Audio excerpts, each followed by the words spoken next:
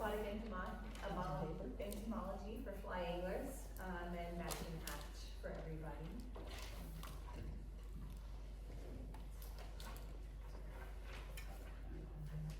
So Jason and I have scarily been together for over 20 years. We've been married for 3.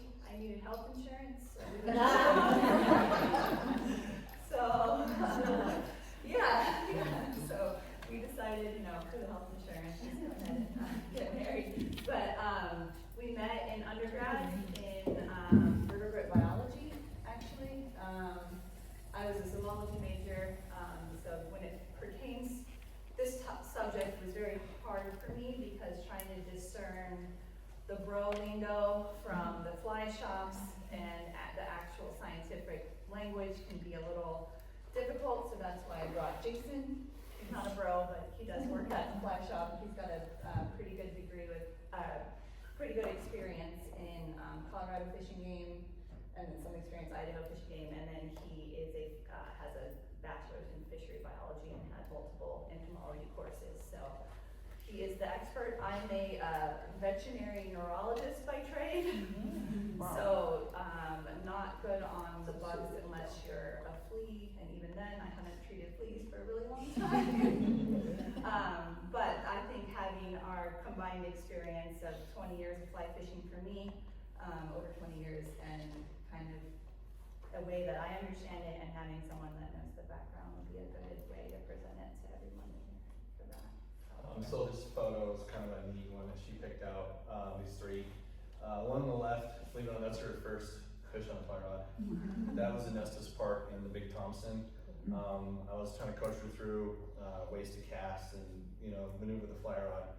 I told her when the fly is out to your downstream side, wait for the line to tighten up, and that creates an emerging fly, and sometimes they get on the dangle.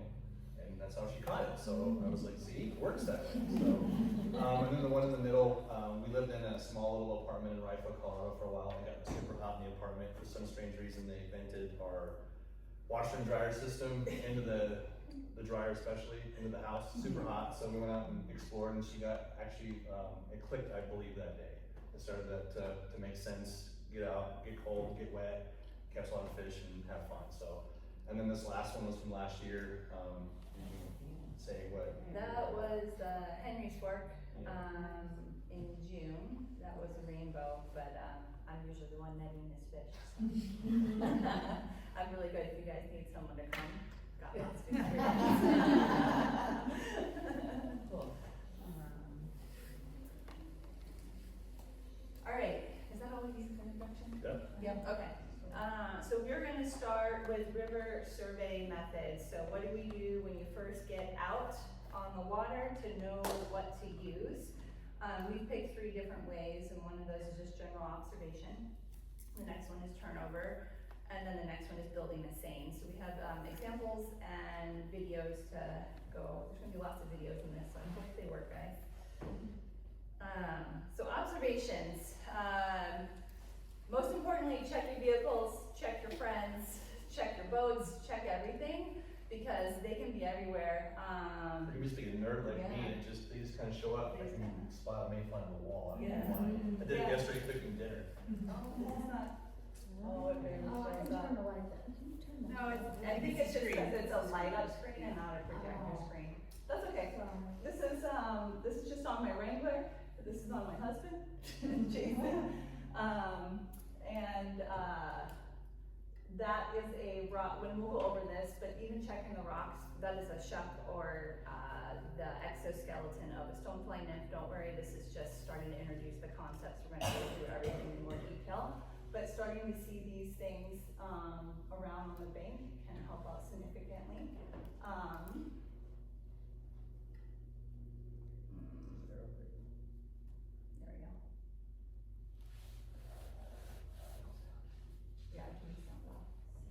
So that's just a nice little guy calling up the reed there. And this is something else.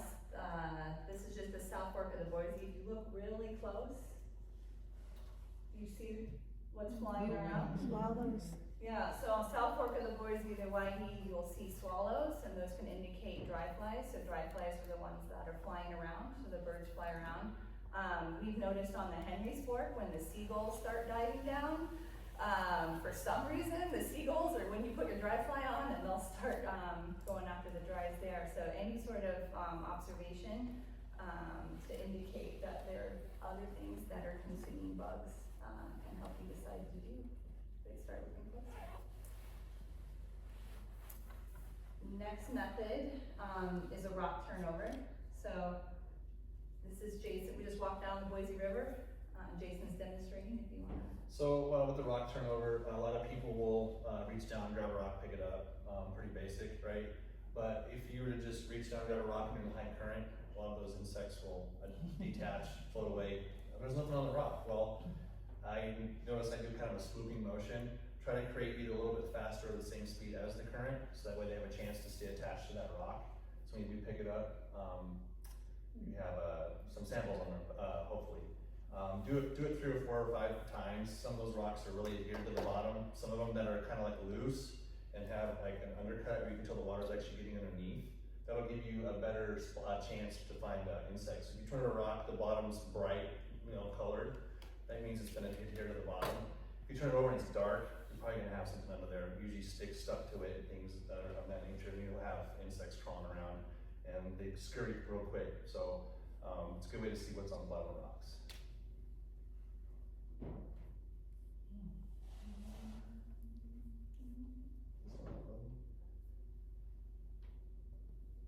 we go. So that's the same rock I just picked up. You can see them kind of scurrying around. And even those parts on the rock that have kind of just pieces stuck to it, there's actually insects using those as well.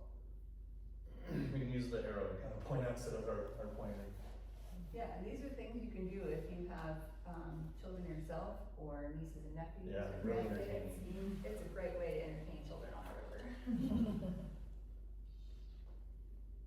No, it doesn't like it though. My husband taught biology, environmental science, horticulture, all Okay, and then finally, you can make a seine. So we chose to make ours out of some pantyhose, which all of us have pantyhose with holes in them, right? So keep your pantyhose around because you can double use them.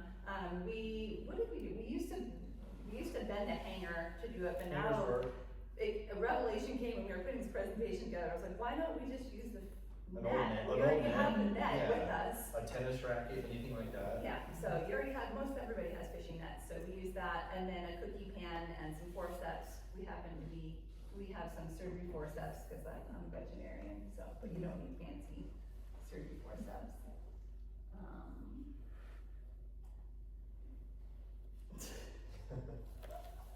This is our entertainment for the evening. How do I find what's hatching?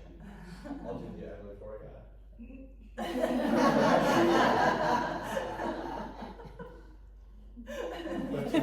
So that's having fun on the Hawaii.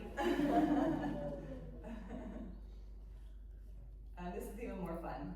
So the one time that is ethically okay to do the San Juan shuffle is when you're working hard to get those bugs off the river bottom. And I'm pretty geeked out. I have no idea how much fun she's having. I'm trying to catch stuff. He's taking it very serious, but if you watch, out of all seriousness, watch how he's watching the dirt pile and the sand pile come up, and then he's trying to catch things as they're coming. This was the South Fork last weekend. You know it was closed to fishing. No one stopped us. We had waders, we didn't have rods, and we went right off the boat ramp, so we made sure that we weren't going to disturb any of the spawning water.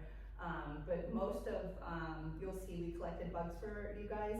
Most of them were just literally at the boat ramp there, so you don't need to go far to figure out what's in the water for that. So all that being said, when you do this kind of method, you do disturb the stream bed. It can be disrupted depending on when and where you do it and how you do it. You want to do a quick sample, like say, go to a boat ramp, try to find some different habitat types within the boat ramp. Don't just spend your time on one, because if you go into one habitat type, say it's this deep and rushing water, little cobble, it can tell you a completely different story than no flowing water and large boulders or something. each bug uses different habitat types, but if you shuffle around and kind of move your techniques around in different spots, they'll tell you different things. So like I said, we try to pay attention. It's spawning ground sometimes, it could be hot, it could be different times to do it, but we made sure to go in a highly used, beat up area so we can show you guys how we do it. But that being said, we got the South Fork has a huge abundance of stuff. Now it's just that one shuffle. Yeah. Lots of stuff. So you just take your net with your pantyhose and then you go put a little bit of water in a cookie tray, find a flat part on the bank, and then just knock everything into that. You look at it, turn it over, get a little tap, they'll all fall into the tray. You can take a look at it, see what size they are, what color they are, what types, all kinds of stuff.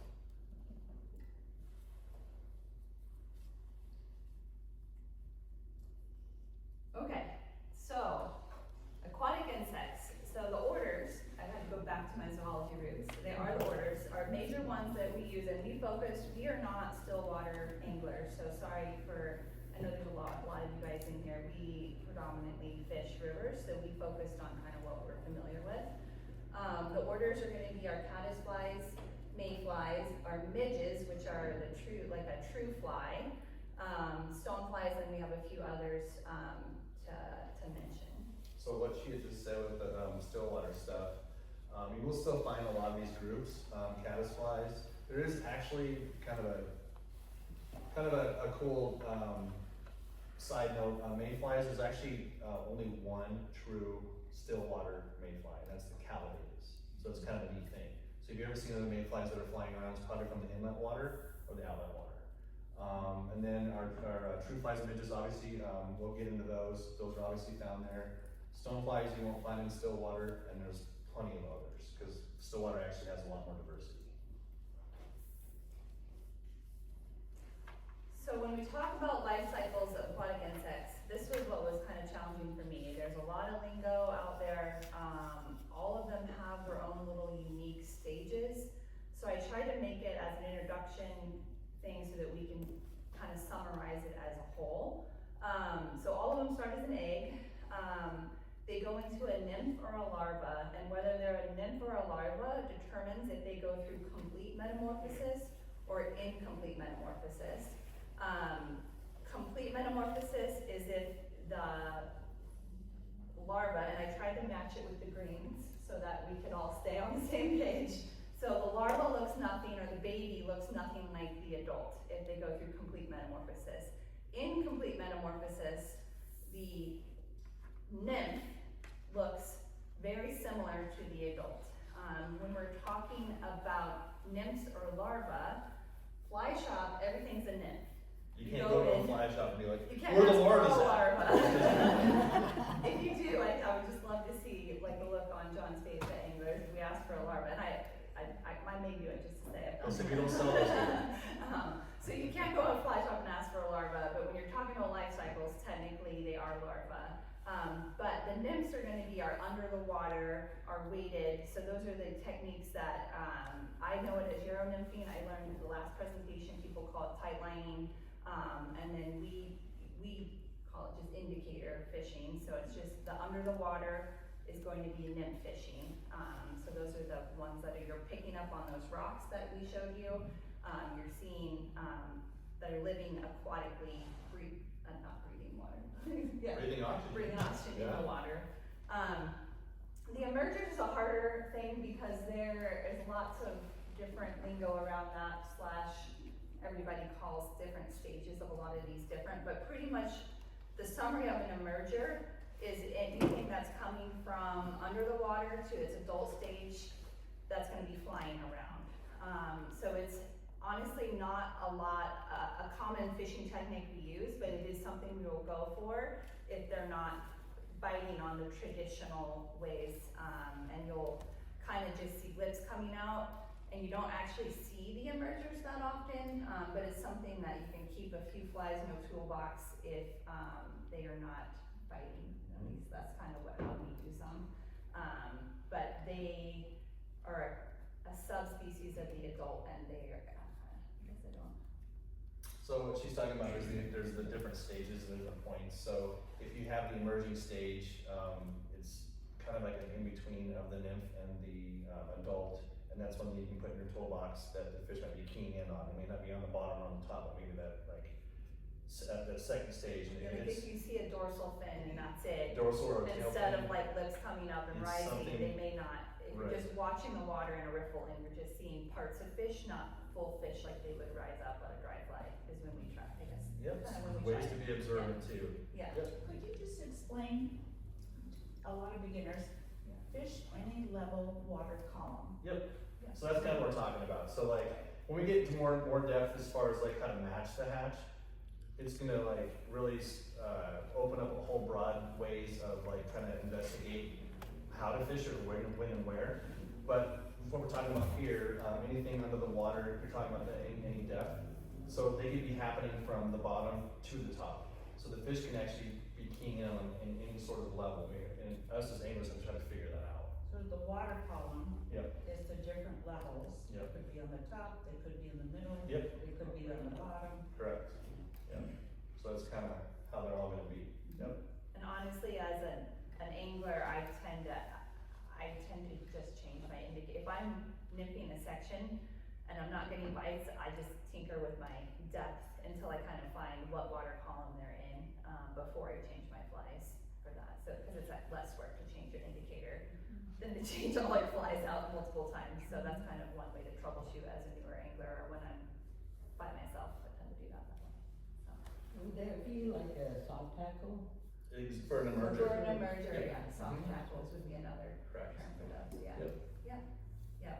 And the adults are terrestrial, so that's by the time they're out flying around, those are our dry flies. So the surface, when you actually see the fish exploding from the surface water, or you're hearing them bite off the surface water, that's gonna be your adults from that.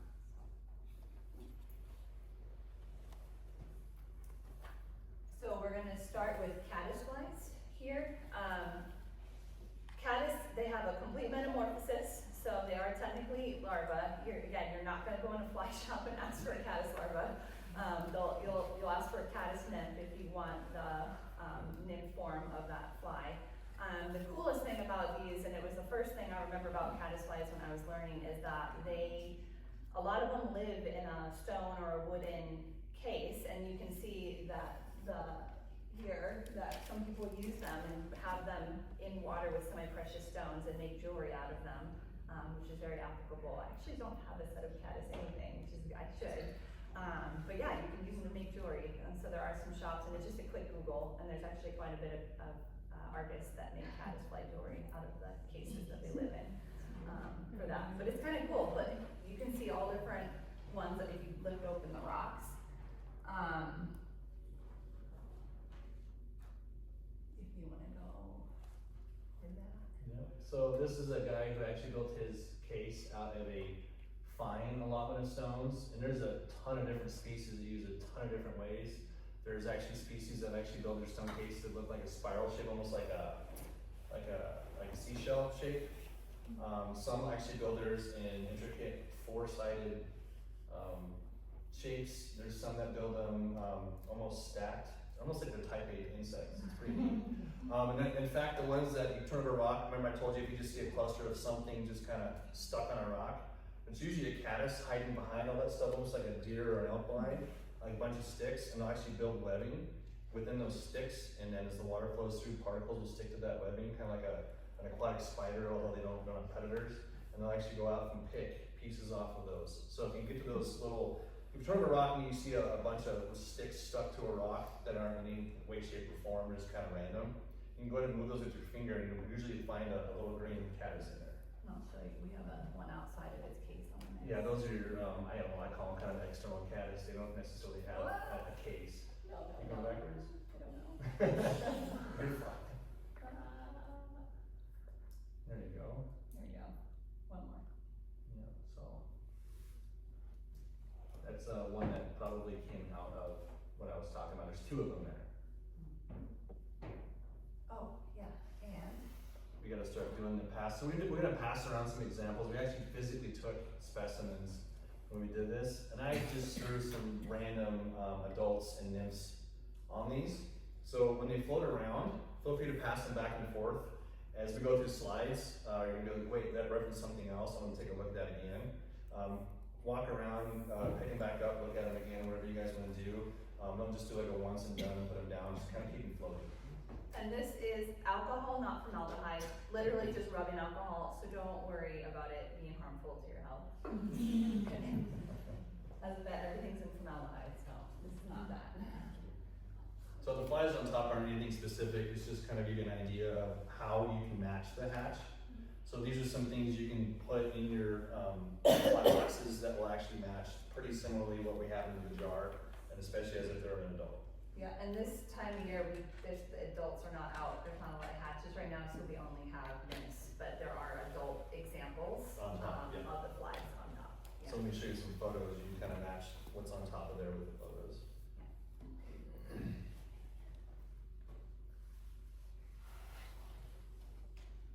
All right, next are the mayflies, which are my favorite. I always joke, you know, back in the 90s where everybody had the dragonflies like on their low backs. I don't have a tattoo, I'm too scared to get a tattoo, but if I did, I would want a mayfly like tramp stamp. Just so, like, as a non-fishing, and that I was born in the 80s, so yeah. I thought it would always be funny. So mayflies, they are oh my gosh, because they're incomplete metamorphosis, so they are nymphs, they're called nymphs, and their nymphs look a lot like the adults, so they look similar but don't have wings. You can see here, there's a picture, I don't have any videos of them, there's a picture of the nymph. We have some of on that the top. presentation. Okay, perfect.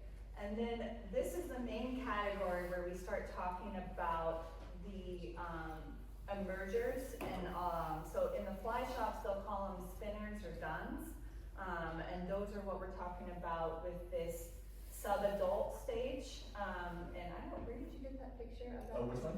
The emerger.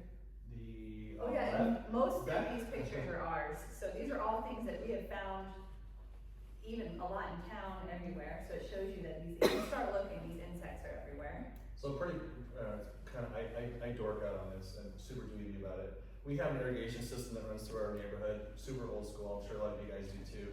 All the water comes from Boise River, so these things will just show up in the house when we have the doors open. That was on our glass of our entryway door. I don't know why it chose to emerge on our window, but I thought it was really cool, and obviously the iPhone takes great pictures from time to time, so it picked up a really nice shot of I think that is a PMD. And then the other one on the adult side, on the orange, there is a full female blue wing adult that I got on a sandbag at work. So this is off the sandbag. And like I said, I see these things everywhere. I saw one yesterday. I don't know, I just get really excited about it. Yeah, I said, we kept adding pictures and he kept sending me pictures. This I was one. like, no, This one. you're done, you cannot. But this whole presentation is like a URL link, so you guys can all have access to it. We'll send it to either disperse it or leave it on Facebook or something for everybody to go through. I just wanted to, do you have anything more to say on this one? No. Okay, so some things I'm gonna, because there's two, when you turn to a rock, especially, or whatever you guys do for sampling, you wanna know what it is. There's two things, or a few things actually, I wanna kind of point out about these guys, because when we go to the next slide, it's gonna kind of make more sense. The toughest thing is to distinguish, well, what is this? Well, if it's a mayfly, they don't have very distinguished antennas. They have little tiny ones. They're kind of hard to see. Usually when you pick them up like this, like one the nip on the left corner, they'll kind of lay flat on their head. You can't really see them too well.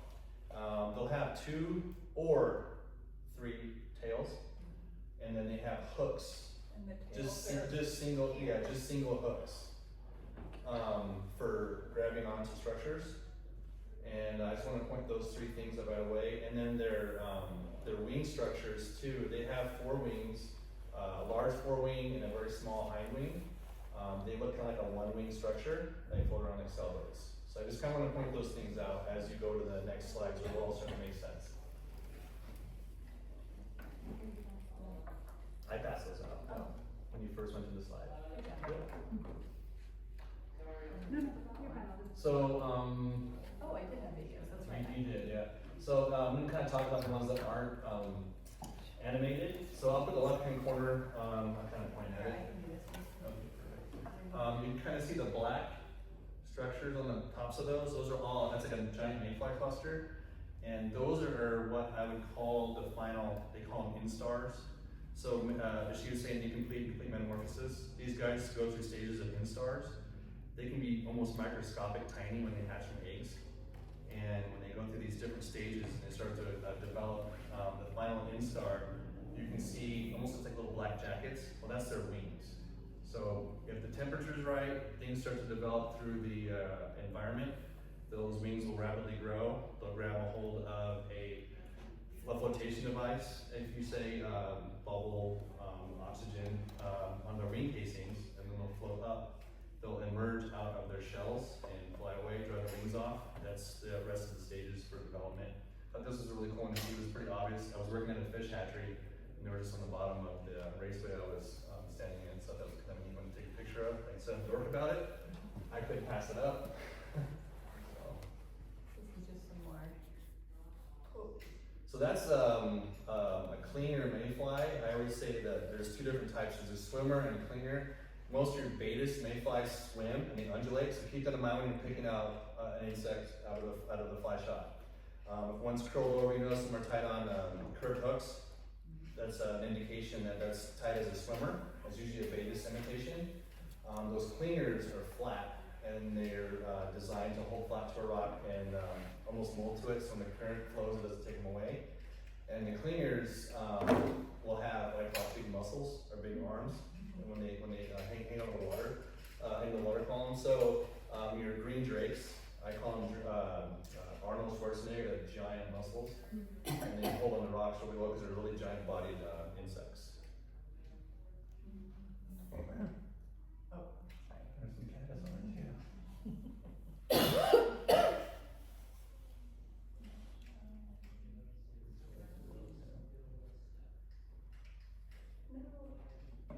That works. Those were the swimmers, right? Yeah, you'll see them in the pan when we get to that, yeah. When in the pan, you'll start seeing them swim around. You'll pretty much obviously know it's a swimmer by how they undulate back and forth. Yep. Sorry, this was all like me not trying to drop my phone in the middle of the river. And then this was, oh, why does it do that? It's falling through some. There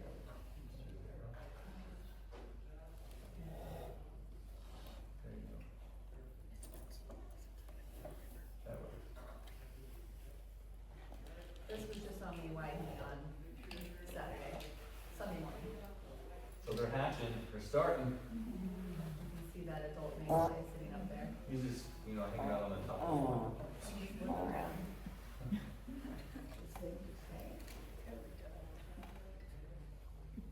Is it gonna go at it? There we go. Okay. Alright.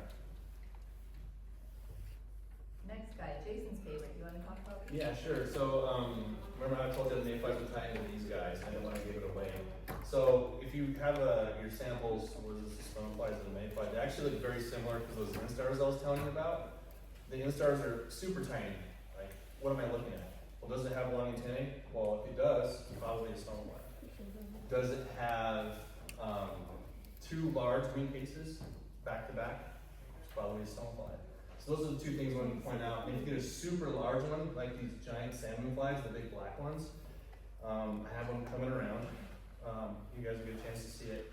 They have two hooks to grab on the rocks because their bodies are so much larger than a mayfly. So when you start to look for them, these are the kind of things that you look at, and their abdomens are usually a lot longer. And then obviously their wings don't form upright. They lay flat on their backs, and they're similar in size. Yep, and these guys are the ones that you look for shucks on the bank because they emerge out in the dry a lot of times. So if you see those, you at least know they're in the river system.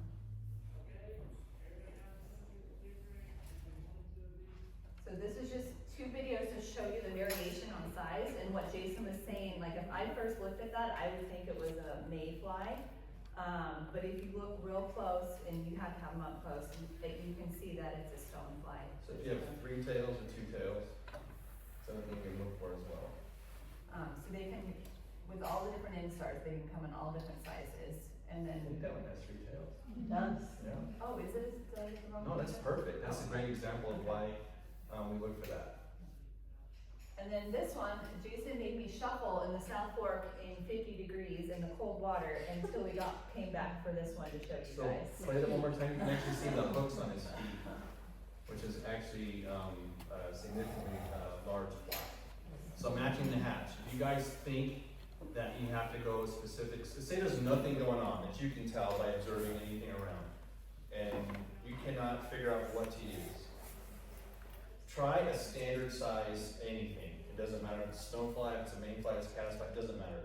My point is, that fly there is, no joke, probably a double opt.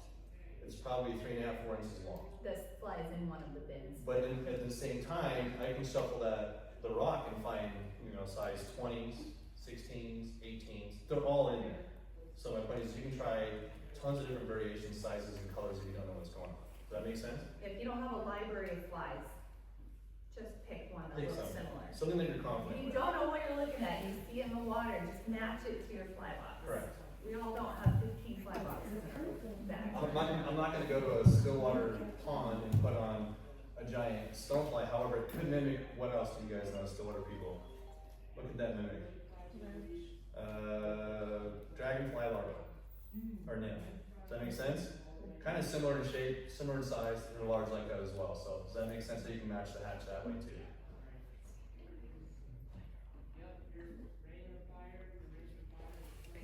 Alright, so Jason and I, every time, we laugh, because one time we were asking someone what they were using, and this bro was like, yeah, midges, bro. Midges, bro, and there's giant stoneflies flying everywhere. I'm gonna put on a micro 29 midge, I can fish a giant stonefly. What would you guys do? Yeah, so midges or chronomids, they're the true flies. They are also in the same family as mosquitoes, but they're about the size of a mosquito. So I think the only time I've actually ever fished with the midge is like slower sections of water in February, when you can actually see them, because on any fast moving water, even with prescription sunglasses, I can't see them. You guys might be better, but I have a hard time with the dry, at least the adult dry flies, doing that. The larvae, I guess, are good, right? And still a lot of those, the midges get a lot bigger. Okay. I mean, their growth rates are a lot different, and then their habitat structures are a lot different. So their whole chances of getting a lot bigger in still water. So a lot of the smaller stuff's gonna be in rivers. We don't have any pictures of larvae. That was the things, we're sampling. And they're at an so little, off because time. the water's so cold right Water's now. so cold, we didn't get very many large ones. You guys can see. Barely wiggling around there. Mhm. Yeah. That would be your zebra midge. That's what I would use to kind of match that. And then, this one is a little bigger. Oh, maybe it's actually a little smaller. Super tiny. But pretty much wire on a hook. So I will apologize, the samples I'm passing around, there's actually 5 or 6 that are in there that are actually true midges. They're actually black flies, but their shape and their size is really similar. But once again, match the hatch, if that makes any sense. So what we're that's doing. how we went to Three Rivers and we couldn't pull out midges. I don't know how. I actually stuck a mayfly in there, I believe, as like a reference in size. And then you talk about that. Oh, so if you guys, this is pretty common. Oh, there's mosquitoes flying all over me. I can't keep them off me. Well, relax, they're not always mosquitoes. A lot of times they're actually, like I said, they're the same family. Actually, some of the species are super close. They're attracted by your CO2. They make the same noises. They look real similar. They have the little tufts on their heads. Probably gonna be a midge. You don't ever see a mosquito with those little tufts coming out of their heads. Yeah.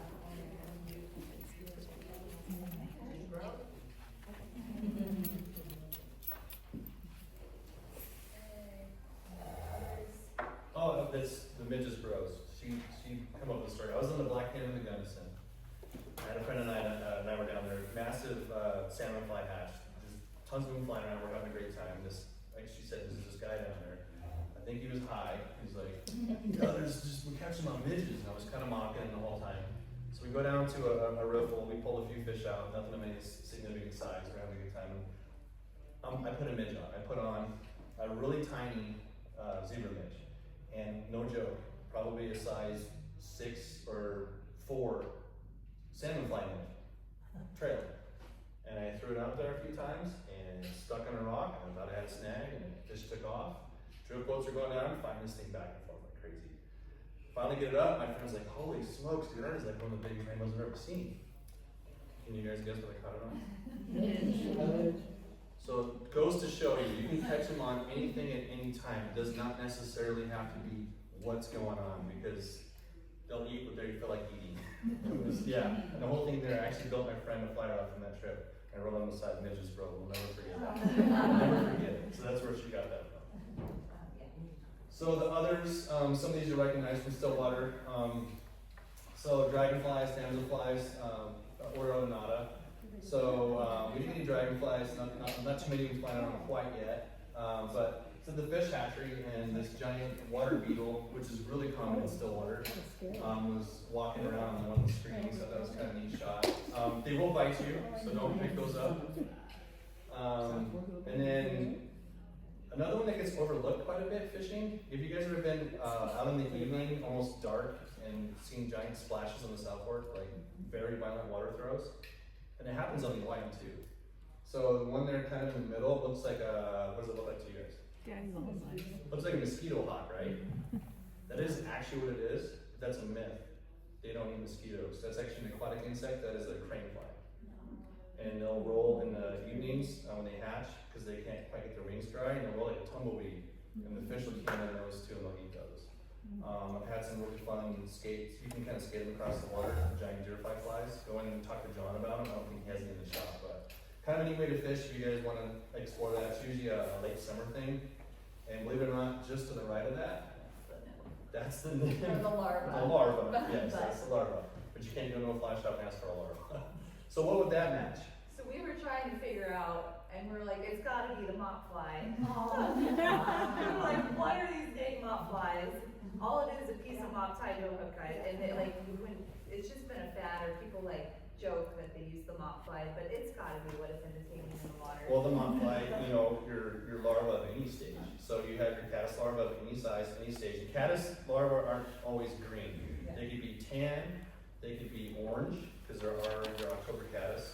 They can be a light pale color. They can be lots of brown, lots of different colors. The hot pink, we were just trying that for steelhead. They aren't actually hot pink, but we were just messing around nymphing for steelhead, so we brought those to try. So. And those are all out of the Waihee, by the way.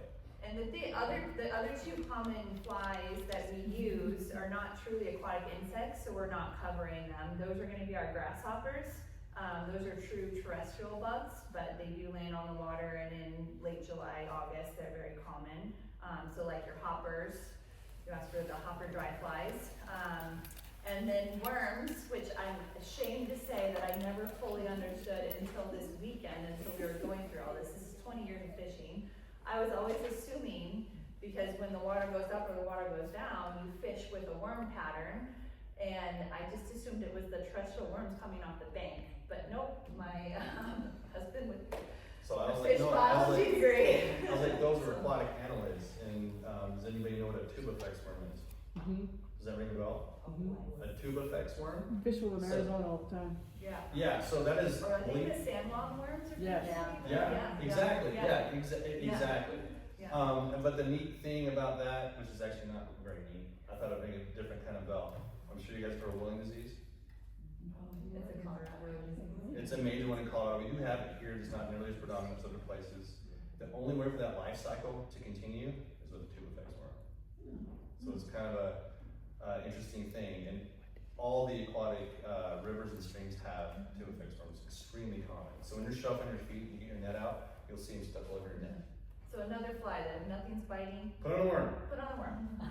Yeah, when in doubt, put on a worm. They're usually I've tan, fooled my red. dad and my husband with worms before. Yeah, she has. In the middle of the winter, like, oh, I gotta Yeah. put these little midges on and things. She's getting the worm out and just destroy them.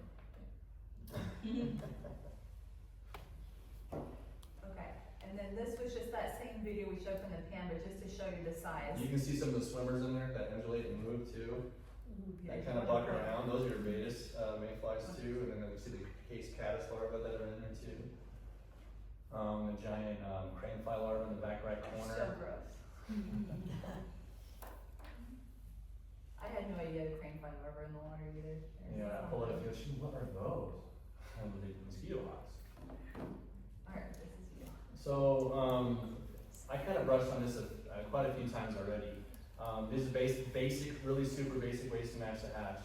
You can go into your fly shop, see, hey, I saw this on a rock, and you can even weed out like me and bring it in their little jar and walk up to the fly cases, and you know, you can do anything like that, honestly. Or you can walk in and I was like, I don't know what this is called, hand it to the person that works there, John will know. Not who. Not who.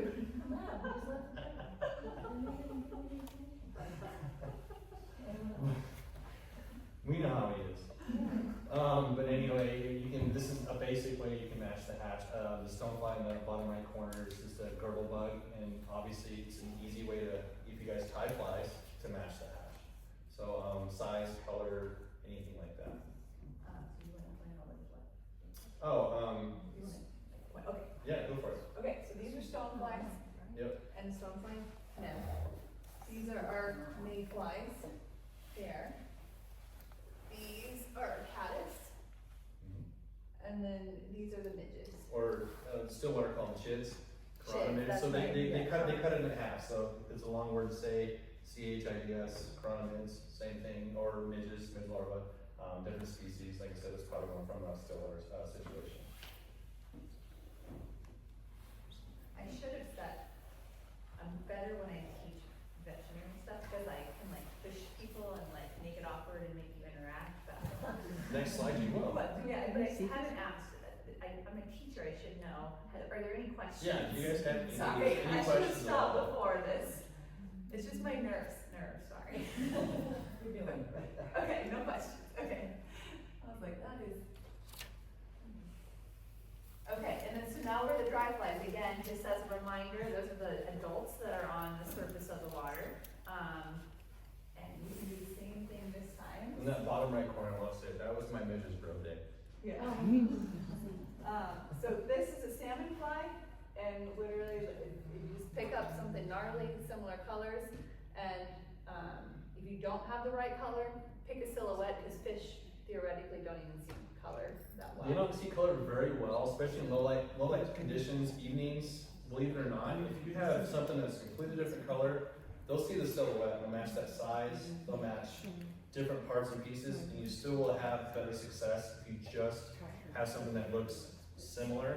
Don't worry about the color so much, because none of us are going to have everything in their boxes all the time. So when you go to someplace, stuff's, you know, biting mayflies. That's why we carry things like an Adams, because the Adams will cover most of your mayfly dries. But you don't have to match it perfectly, because we're not going to have all of them all the time. And if you don't have PhD fish, my favorite thing is hiking up to the mountain lakes and putting on hot pink flies and seeing how many things I can catch with just random hot pink flies, just to say I've done it. Yeah, they do, it works. They don't care. So this is our caddis. We actually didn't have a really good picture of an adult caddis. That was just one off our cabinet. I think our house just attracts aquatic insects. And so those are gonna be like your Goddards, your, That one there's I can't think off the top of my head what that is, but like just a elk or different caddis. yeah. That one's a, you know, I can't remember. These are our midges, the dry fly version of midge, and then that's the mayfly up there.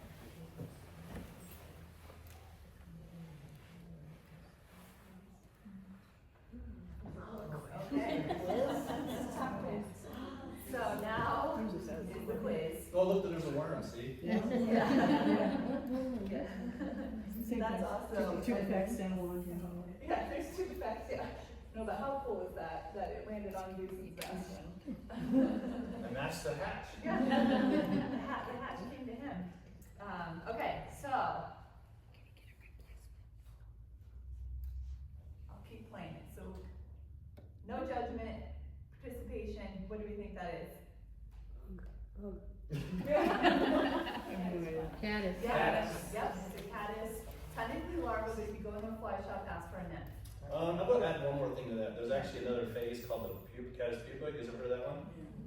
So they'll actually emerge wings on their backs and still be in their cases. So I don't know if you guys want to get this nerdy, but I have had times where you get the cases and you can actually, kind of mean. slide them out of their case, and they'll have wings on their backs. They'll actually come out of their cases with those wings to get them dry, and they'll emerge to the surface, float over to the bank, and then they'll stick to the bank, try to dry those wings out, and then they become what I call almost, I don't know if it's suicidal, but it's a way that they bounce on the surface, so the water gets can kind of bounce around. Well, that's the way of trying to deposit those eggs and start the life cycle over again. So as soon as they drop their abdomens, that's when you know the fish are gonna start blowing up on them. But when they're in the banks in the mornings and in the evenings, and then they come out and they start doing their thing, and the fish start cleaning on them, you know that they're out there actually trying to lay their eggs and not die from getting eaten by a fish.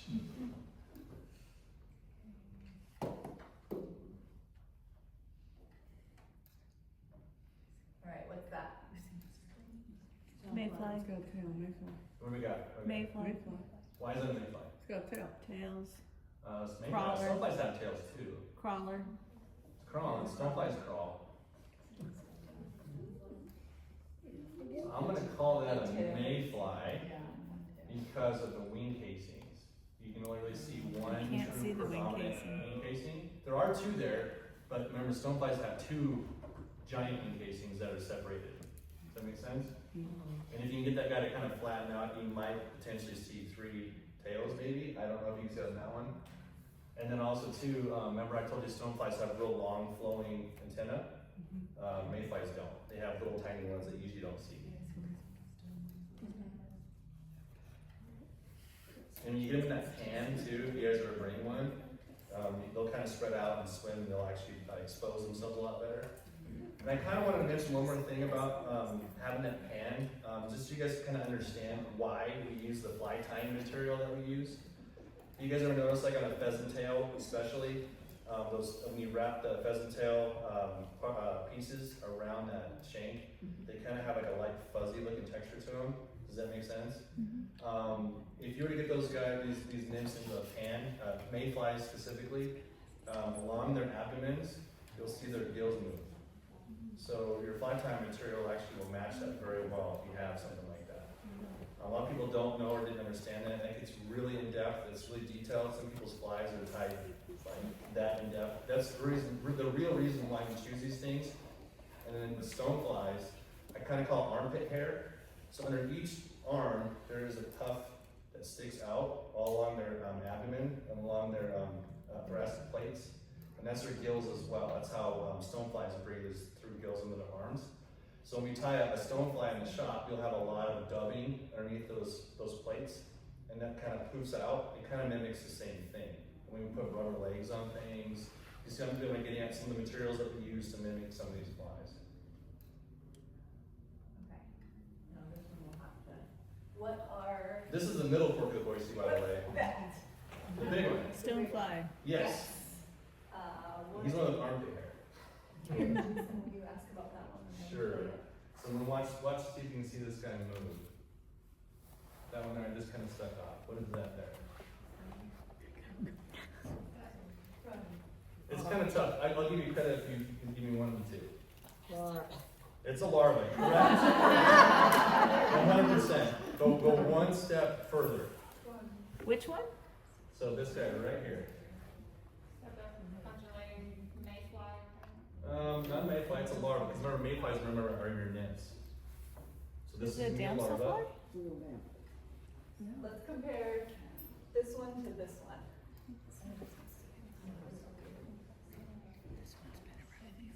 So kind of worm-like. The legs are kind of up front. You guys see that? Oh, is it scud? No. No? Scuds are actually crustaceans, not insects. Yeah. This is an actual insect. It's one of ours. Not a damselfly. Okay, that is a caddis. I did say that. Oh, you did? What kind did you do? So, since that's the caddis, and she kind of mentioned this one as a comparison, you can actually kind of see him too here on the sides. What is that guy? It is a mayfly. Those are those gills. Can you guys kind of see those gills? And that's actually a cleaner. He's got those muscles on his arms to hold onto those rocks. And you can see another caddisfly up here kind of stuck to some things. That's also a caddisfly as well. And those are those ones I told you, when you pick up a rock, you have the stick structures. They don't have a case. So when you kick around, they don't have a case to hold on to, and they'll just kind of fly out kind of solo. And when you see them in the pan, they just show up all by themselves. Alright, so this is Elmer and Eloise, and Eloise wants to know if you have any questions. This is how they stay cool on fishing trips. We dip them and then let them warm up, and then put them back in the boat. So I'll carry them to the truck when they have little handlebars. Well, they have life vests. Like little handlebars, you carry them, just easy to carry them that way. They just kind of hang out there and water's dripping off of them. And I've had lots of other anglers walking around. Let's you're carrying a couple of 6 packs of beer there. When they get tired, it gets hard to row because they both want in my lap, and then I can't get my oars in the right spots, and they gotta get booted. But yeah. So the resource. Oh yeah. Any questions? Do you, when you're fishing with the nymphs, and obviously you want them at the bottom, you've got to kind of figure out how deep your water is. Are those feeds enough to weight them to the bottom, or are you adding weight to your line to get them down? It depends on which How fast type the of water fly. flows? I think now with the jig phenomenon, a lot of those are already weighted, and I think Martha's presentation, most of those that she was passing around were weighted flies. The traditional flies, a lot of times we still use like the weights on them. Like you mean adding weight Yeah. with the fly. Yeah, with the fly weight. So I think it just depends on which fly you're using. If you get a bunch of snags, you're too heavy, and then to lighten up. But I think nymphs traditionally are supposed to be towards the bottom, but for all of our beginner fly anglers, a good all-around anytime a summer setup is to do a grasshopper with the jig underneath and just have it, it doesn't have to be on the bottom, so we call that the hopper dropper setup. And we, even through the Boise River, that's what anybody we bring, if we're not with streamers, we're hopper dropper, just because we're simple and we try not to complicate things sometimes. We get some Can you videos. explain what a jig is? Yes. And how it's different than? So this whole, like she said, it's to me it's a newer phenomenon to bring the jig out. It was actually a hook design that was traditionally used in North America by bass anglers. The hook is set vertical, not horizontal. So your eyelet traditionally is at a 90-degree angle. So when you're bouncing on the bottom, it keeps your hook off the bottom being snagged. So you can actually jig it on the bottom in a stillwater situation like a largemouth bass. So a lot of people will flip these jigs in really wooded debris. It gets snagged a lot. So is there a way to keep that hook off the bottom? But what fly anglers found out in Europe, it's quick, it's easy, it's the only hook they had. They can add a little bit of color to it, and they would actually just use tight lines, that's all they had. So it was a big thing in Europe. Tons of different countries use it for eons, centuries. It hit the world market with the phenomenon with the US Fly Fishing Tour, team events. So it was very effective, and the reason why it was so effective is we discovered that if you raise your rod tip up, keep everything as tight as possible. Obviously, you guys that do this know that you can feel everything. Well, it's obviously different than how it's developed through bass fishing, because they can feel it as well. They can actually see it. So when you're jigging, you're always tight to that. So that's why the jig is so effective underneath. It's used in like a dry dropper, because that dry fly and that jig are tight. So as soon as anything touches that jig, that fly's gonna sink. And that's why it's so effective. That's why it's so popular, because people really can catch fish real quickly that way. Yeah, and it's less, for me, when you're learning especially, it's less, when you have to do your nymphing, you have to have your indicator or your bobber and a weight and your traditional fly. Whereas if you have a hopper dropper, you have your indicator and you have your jig. So you have your weight and your jig and your fly and your indicator, and you're good to go. So if you're learning, you're getting snags, the weight is all at the end of the line, so your back cast is a little simpler on the learn. So like when you're learning, and I think at some point, I don't know, do we put different weights on some of this? I'm new to the group too, so I don't know. Like, do we try to cast different things so that they can learn? Well, actually, when you were saying that, I thought, I think I'd roll past that. Yeah. Yes, I yes. probably wouldn't be. Correct. Yeah. A lot of times it's easier because that bead is actually the heaviest metal that we have is tungsten. In roll casting, the traditional weights is harder because you have the weight, in the middle of your tippet, so. So if you have your indicator, your split shot, if people tie up tags and two flies, it becomes very complicated. You cast it once, the newbie's gonna have that strung all over the place.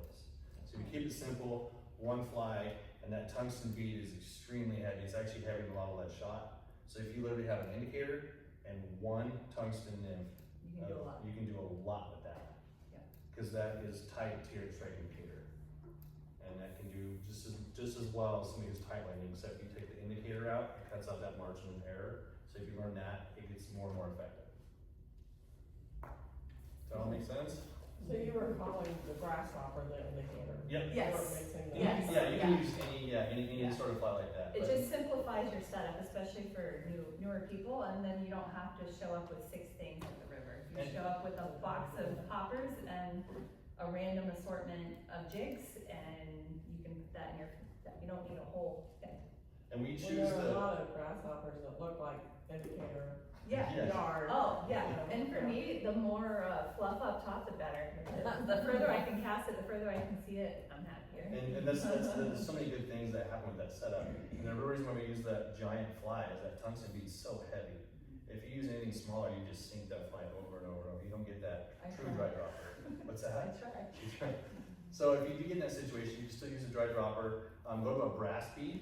Those are super common, or copper beads. You know, something that has a little lighter metal, and they'll still sink, and they'll still do the same kind of thing. So don't get just fixated on the whole, tungsten thing. There are other ways to fly. And also too, like a full wire wrapped body. That's super heavy too. It's like your copper johns, things like that. Those are super heavy as well. So I went to Colorado State, and I will tell you, it's from Colorado, but the mountain streams and rivers here are extremely similar. I do hold dear to this book, and Hillary will tell you this It's is. about a 45-minute read, so, and this is how I put the presentation together. So it's a very user-friendly, quick reference to kind of teach yourself too. Super easy, super quick. I'd say 90% of the insects that are in this book are also found in Idaho. Very common insects that are found here are also found here. So Lots of good pictures, life cycle, all that stuff, and it's I don't know why I got rid of my original copy, but I found it on Amazon. It's pretty common. I do have it up here if you guys needed to reference that at all, but this is the majority of what she learned, just to put the presentation together so she knew what terms to use where. And it's what I use during my classes, and if somebody had a question, it's super quick, it's there. It's actually keyed to when, what, it tells you time of year roughly. And that's the other thing I wanted to kind of mention real quick too. If you go to say the South Fork, I'm sure all you guys know that water is 40 degrees. It's cold all the time. When it changes, the lake level changes, you can say in this book here, salmon flies are hatching on the Henry's Fork. Well, they're not hatching on the South Fork of Boise. Why is that? Because the water temperatures are completely different, but yet they still have the same insects. So you can have a hatch going on, say in the South Fork I'm just making this up, say August, of the same exact insect, let's say in eastern Idaho in a different river that already came off in May. Does that all make sense? So those insects are always in the water. They come off when it's right for them, when the water temperature is right, the flows are right, daylight. Local guide shop. Yeah, they'll all have it all keyed out to what you need to know. So it's not always cut and dry. Oh, mayflies will come off in May because that's what they call them. That's not necessarily true. You know what I mean? So if you hear that online, take it with a grain of salt. It all depends on where you're at. October caddis do come off in October. They do come off in October. Okay, no more questions? It's a big subject. That is a huge subject, It's a huge subject. and I can get really geeky about it. I'm sorry. I had to tone it down.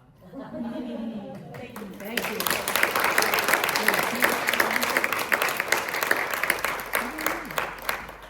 Truly, sometimes I think if you only take away 2 or 3 pieces of information from that, and you did kind of a beginner workshop, you get out of the water,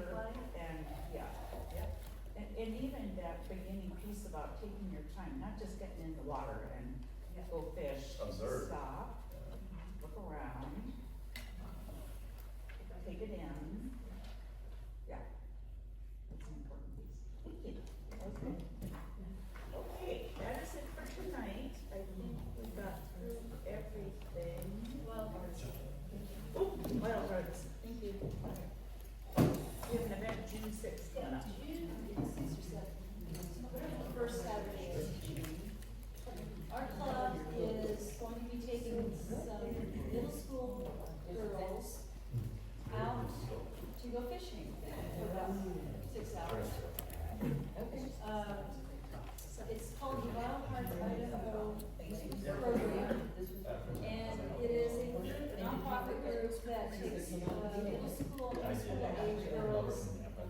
outdoor events, outdoor activities. Girls who might otherwise not have the opportunity to do so. My son worked. And they contacted our club to see if we would be willing to take some of the girls out Thank you, Ian. to learn how to fly fish. So we said, yes, we will. So if anyone is interested in helping out that day, it's, gonna be over at Star at the, one of the lakes over there. They're gonna bring the girls to us, so we'll just meet at the lake. We will have rods and reels, all the equipment that they will need, the flies and so forth. Probably do a quick, tutorial on how to handle the rods. I don't know how many of these girls have ever seen a fly rod, probably none of them, maybe one or two, I don't know. We'll find out. And but the goal is to have, one of us, one of the volunteers per girl. So we have one person volunteer for each of the, participants that would be ideal, so we have a personal coach. I think I have 4 of you who've, offered to volunteer that day, so I need probably 4 to 6 more. So think about that, take a look at your calendar. It's I think from 10 to 2, so it's not the entire day, but it would be a fun, I think it's gonna be a fun day, and it's gonna be fun to see these girls get excited about fishing. And maybe we'll get them, hooked, so they'll pick it up as one of their outdoor activities that they're learning how to do. Not what Lisa, River is fun. Lisa, what was the date? Members of the public. June 6th. Saturday, June 7th, 10 to 2. Oh, sorry. Thank you. Then are you girls gonna stay afterwards and fish? Yeah, we'll stay fish. After the girls